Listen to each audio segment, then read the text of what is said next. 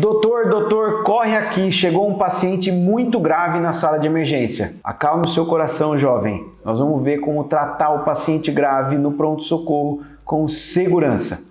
Vem comigo.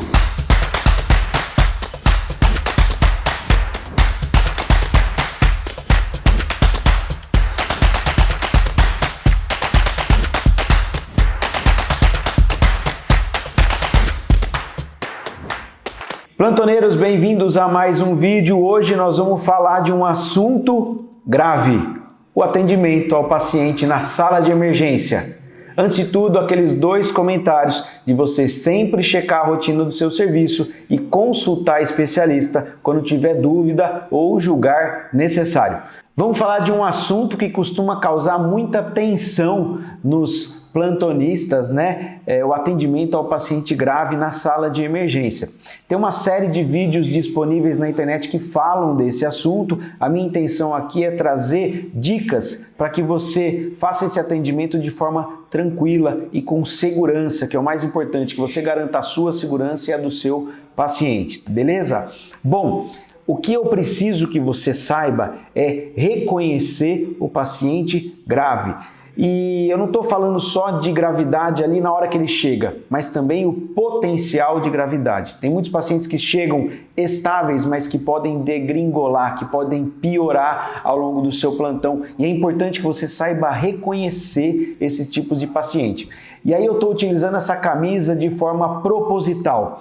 Eu não quero pressa na sala de emergência. Não confunda agilidade com pressa. A minha intenção é que você faça esse atendimento de forma tranquila, mas de forma ágil. São coisas diferentes. Aqui o assunto, né, é delicado, mas a intenção não é que você saia fazendo grandes diagnósticos logo de cara. Vai ter muito paciente que você vai passar 4, 6, às vezes um plantão inteiro sem uma hipótese diagnóstica fechada, mas é importante que você faça as hipóteses. Por quê? Porque você tem que ter sempre um plano B e um plano C, uma carta na manga. Bom, não fechei o diagnóstico A, será que o diferencial B faz parte e encaixou nesse paciente? Eu não quero que você corra atrás de diagnóstico, eu quero que você, como a gente costuma brincar, eu e o Marcelo, mantenha o paciente vivo e respirando. Nós aprendemos com um grande colega, esse vídeo é uma homenagem a ele, Dr. Macati, que já faleceu.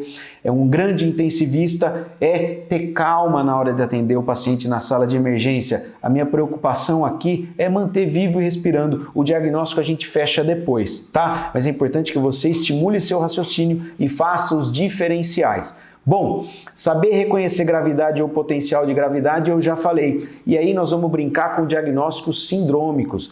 Na medicina, a faculdade ensina, né, ela nos prepara para que a gente faça síndromes, separe esse paciente por síndromes, né? São as caixinhas, então as gavetas, você vai encaixar esse paciente. A minha intenção com esse vídeo é justamente dar dicas nesse sentido. Bom, nós temos a classificação pelo protocolo de Manchester, na maior parte dos serviços vai utilizar esse protocolo de Manchester, você tem que conhecer, ou seja, o paciente é triado, né, como classificado como azul, verde, amarelo ou laranja, né, dependendo do serviço, ou vermelho quando nós estamos falando de uma emergência. Emergência, o paciente precisa de atendimento imediato, há um potencial de gravidade, há um potencial, um risco iminente de morte, portanto esse paciente tem que ser atendido de forma imediata, mas com calma, tá? Não confundam aí isso com pressa. O que é importante que você faça logo de cara na sala de emergência? Eu e o Marcelo, a gente sempre fala isso. Paciente da sala de emergência entrou na sala, já ganhou eletro e destro. Por quê? Se o paciente estiver rebaixado, eu quero que você me prove que esse paciente não tem uma hipoglicemia. É destro até que você me prove que esse rebaixamento não é hipoglicemia. Outro assunto, outra coisa que você tem que pensar, será que é uma intoxicação? Aí eu estou pensando em benzodiazepínicos, intoxicações alcoólicas ou por opioides. Quem não conferiu, tem um vídeo só de intoxicação, né? Eu não vou falar aqui nesse vídeo sobre como tratar. Nós vamos fazer isso de acordo com o assunto, né? Tratar a causa. Então tem um vídeo só de intoxicação e quais são os antídotos que nós podemos utilizar. Outra causa, né, pode ser uma convulsão. Então, eu vou fazer suporte para esse paciente, benzodiazepínico, se for o caso, se ele estiver convulsionando, ou então avaliar o estado pós-ictal e tratar esse pós-ictal, dando o suporte e fazendo observação neurológica.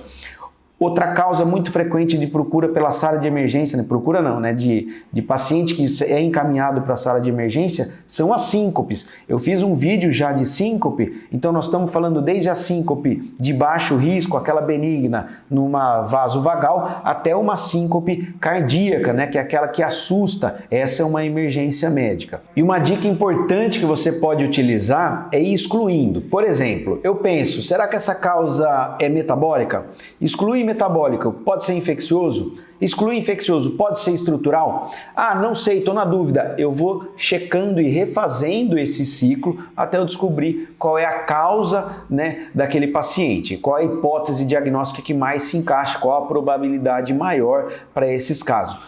Por exemplo, muitas vezes chegou o paciente, doutor, está aqui na sala de emergência, tem um paciente que o senhor precisa avaliar. Enquanto a minha equipe está lá pegando acesso, colocando o catéter, monitorizando, fazendo eletroidestro, que é obrigatório para todo paciente da sala de emergência, muitas vezes eu brinco que eu estou com aquele sinal do estetoscópio, né? Estou examinando o paciente, fazendo cara de quem sabe e domina o assunto, que está dominando perfeitamente a situação, mas enquanto isso eu estou pensando. Muitas vezes eu não faço ideia do que aquele paciente tem, mas enquanto eu estou examinando, meu cérebro está pensando nessas 3 causas e formulando hipóteses. Outra coisa que é muito importante, aceite sugestões, ideias de colegas ou da sua equipe, mas muito cuidado para não comprar um diagnóstico. Vou te dar um exemplo. Liga no seu consultório, doutora, chegou aqui um AVC. Você já sobe pronto, né? Já com aquele diagnóstico fechado, o paciente já chegou com o diagnóstico pronto. E aí você deixa de pensar em diagnósticos diferenciais. Tá bom, e se não fosse um AVC? Por exemplo, você comprou a ideia da equipe ou a sugestão de um colega e fechou esse diagnóstico e fechou seu raciocínio. Portanto, muito cuidado com sugestões.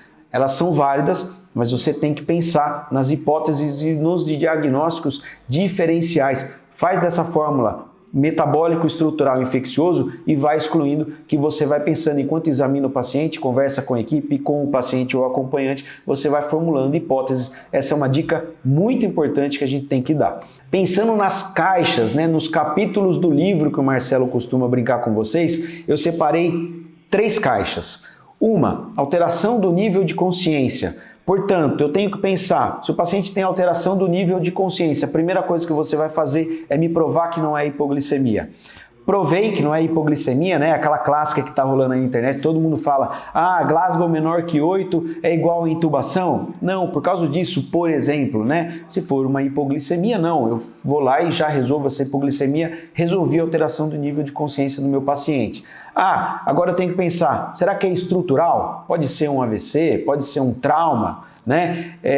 Causas reversíveis e irreversíveis de alteração do nível de consciência. Isso tem que estar na sua cabeça para você fazer os diferenciais, tá? Falando em choques, nós vamos pensar nos capítulos de choque e tratar os choques. O Marcelo fez uma série de vídeos, né, que nós vamos tratar o tipo de choque, mas aí eu tenho que pensar, choque distributivo, séptico, hipovolêmico, anafilático, como é que eu trato? Não é o assunto desse vídeo, é importante que você pense nos capítulos de choque. O paciente está chocado? Quais são as causas prováveis desse choque? E aí nós vamos tratar o choque. Obstrutivo, caso de tamponamento, cardiogênico, né? Tem o tratamento em cada um dos tipos aí na internet, no nosso canal disponível. Ou ainda uma insuficiência respiratória, costuma dar medo em muita gente, né?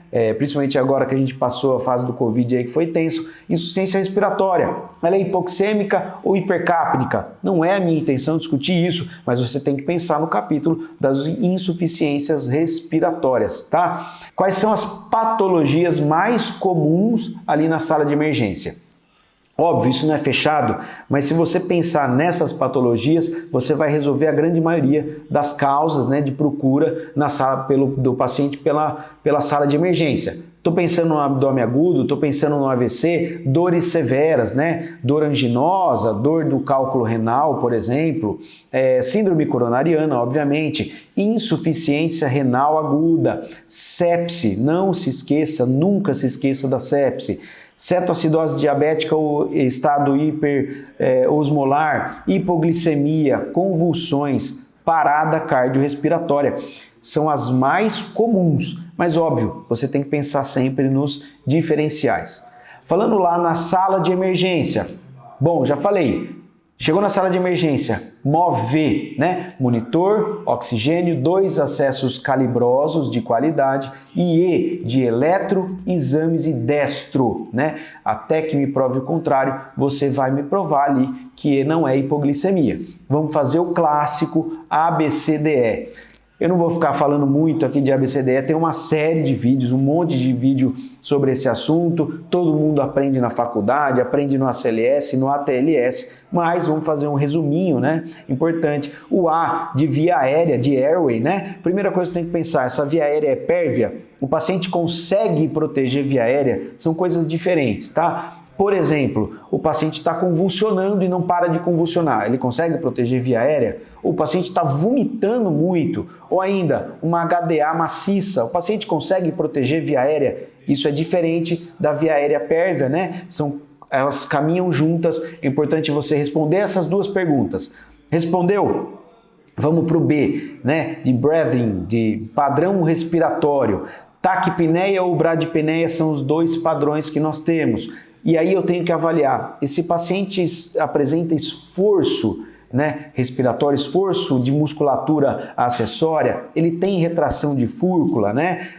Posso utilizar manobras de chin lift e jaw thrust, que são clássicos, mas o que é importante eu avaliar aqui, se o padrão respiratório está alterado ou não. O A e o B caminham juntos, né? Percebam. C, de circulação, como é que está a hemodinâmica do meu paciente? Temperatura de enchimento capilar, temperatura de membros, de pele, a sudorese, a presença de turgência jugular ou de um novo sopro que não existia. Isso é importante. Se a resposta for sim a uma delas, né, tem alteração em um deles, você vai para o capítulo dos choques. Vou tratar o choque cardiogênico, o choque circulatório distributivo e assim por diante. D, a parte neurológica. Então, estou avaliando a escala de Glasgow. Uma coisa que é muito importante, que eu vejo que muita gente às vezes come bola, principalmente em passagens de caso. Paciente, seu João lá, que está na sala de emergência, está com Glasgow 13. Tranquilo, né? Glasgow 13. Tudo bem, mas o Glasgow dele em casa, há 2 horas atrás, era 15. Você acha normal o paciente perder 2 pontos numa escala de Glasgow? Isso indica um potencial de gravidade. E isso é importante que fique gravado na sua cabeça. Outra coisa, avaliei pupilas, elas estão isocóricas? Tem alteração de pupila? Está midriática? Está miótica? Isso é importantíssimo.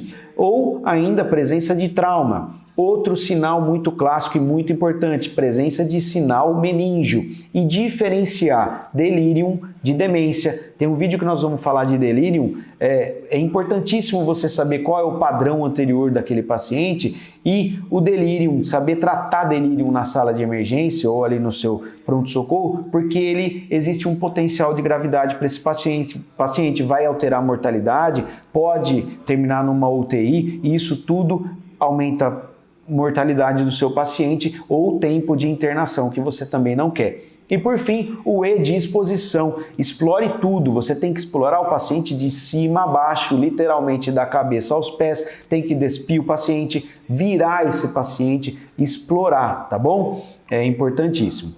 Como eu já disse, paciente grave está na sala de emergência. Sala de emergência, destro, eletro, monitor, oxigênio se necessário, 2 acessos calibrosos de qualidade, E de exames e E de destro e eletro, tá? Para vocês gravarem, eu deixei isso muito bem classificado aqui nos slides. vou fazer o ABCDE, vou fazer uma anamnese e um exame físico direcionado, mas um exame físico caprichado, galera, você vai fazer de cima a baixo. Lembra desse sinal do estetoscópio que eu lembrei? Não sabe o que está pensando ali na hora, né? Não sabe qual a hipótese principal, mas estou ali com o meu esteto, examinando, pensando em hipóteses, ouvindo a minha equipe, tirando história muitas vezes do acompanhante. Isso tudo está acontecendo ao mesmo tempo de forma organizada, tá? Outra coisa que eu quero destacar que é muito importante na sala de emergência é a comunicação com a equipe. Essa comunicação deve ser sempre clara e em formato de alça fechada. Você já ouviu falar que na aviação se utiliza comunicação em alça fechada? Na medicina é a mesma coisa. Eu vou te dar um exemplo. Enfermeira, eu quero que você faça 2 ampolas de glicose a 50% para o meu paciente, seu João, agora. Ok, doutor, estou administrando 2 ampolas de glicose 50% agora. Confere? Confere. Isso é uma comunicação em alça fechada. Eu solicitei que faça a medicação, disse qual é a medicação e ela me confirmou. Desta forma, eu evito erros, tá? Isso é uma forma segura de se comunicar com a sua equipe. Outra coisa extremamente importante, que você tome decisões rápidas, mas sem pressa, tá? Ser ágil é diferente de fazer as coisas com pressa. Esse paciente da sala de emergência vai te demandar um maior tempo de atenção, mas eu não quero que você confunda isso com pressa. Eu não quero aquele clássico X-tudo, né? Ah, cheguei, paciente, a enfermagem me ligou, disse que tem um provável AVC, eu comprei esse diagnóstico, já subi, pronto, AVC, eu já sei qual é o protocolo do AVC, vou fazer o protocolo do AVC e já vou embora ali para o meu consultório para tocar ficha.